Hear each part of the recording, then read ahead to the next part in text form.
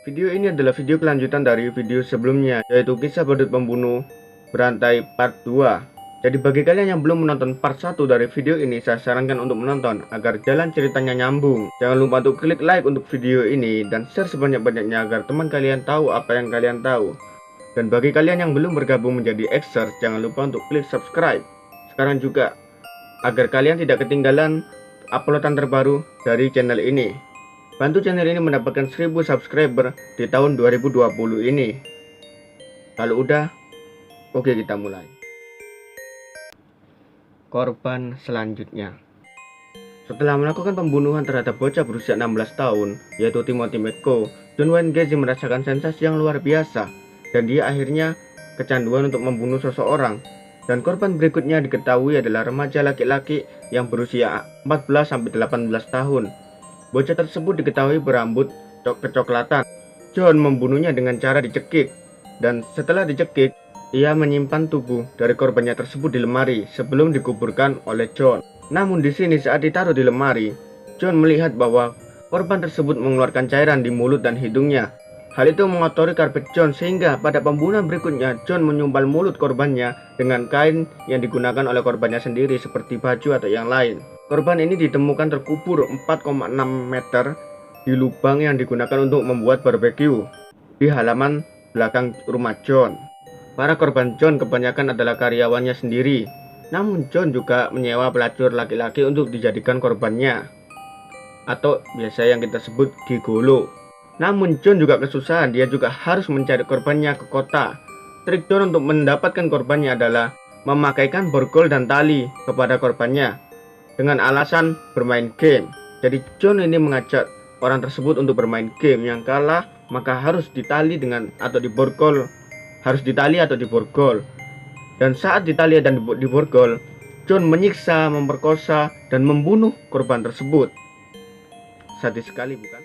1 bulan setelah proses perceraian dengan istrinya, John menculik dan membunuh seorang remaja laki-laki berusia 18 tahun bernama Daryl Sampson. Daryl Sampson terakhir terlihat di kota Chicago pada 6 April 1976. 5 minggu kemudian, pada sore hari pada tanggal 14 Mei, seorang remaja laki-laki berusia 15 tahun bernama Randall Revet menghilang saat berjalan pulang dari Saint High School.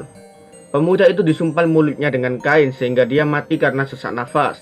Beberapa jam setelah Revet diculik, kembali lagi remaja laki-laki berusia 14 tahun menghilang. Dia bernama Samuel Stapleton. Samuel Stapleton menghilang setelah berjalan dari apartemen saudara perempuannya. Kedua pemuda tersebut ditemukan terkubur di crawling room di rumah John. Bagaimana John membuang tubuh korbannya?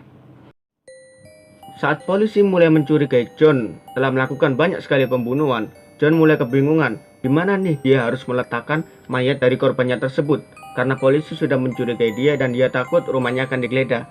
Akhirnya John mempunyai ide untuk membuang mayat korbannya ke sungai, yaitu sungai Des Plaines. Ini adalah nasib dari 4 korban terakhir dari John.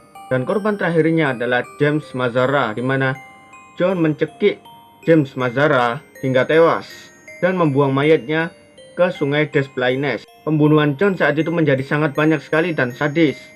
John mempunyai kriteria untuk menculik korbannya.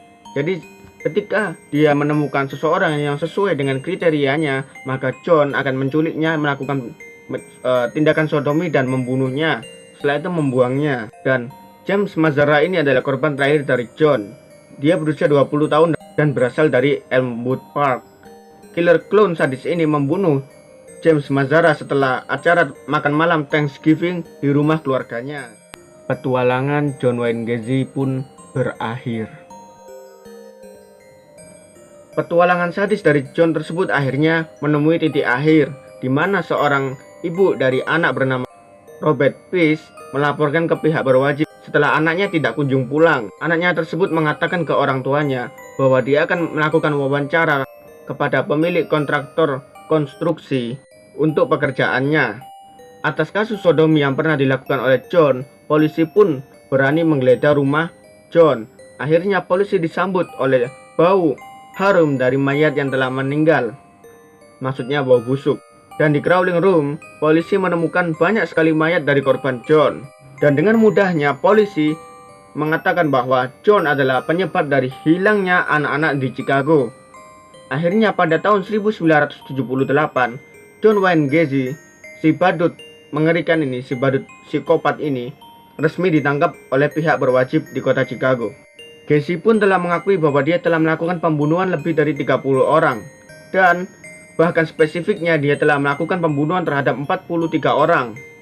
Dan dia juga telah menyiksa dan melakukan pemerkosaan terhadap korban-korbannya yang selamat. Dan korban yang selamat tersebut ada yang melaporkan ke pihak berwajib dan juga ada yang tidak melaporkan.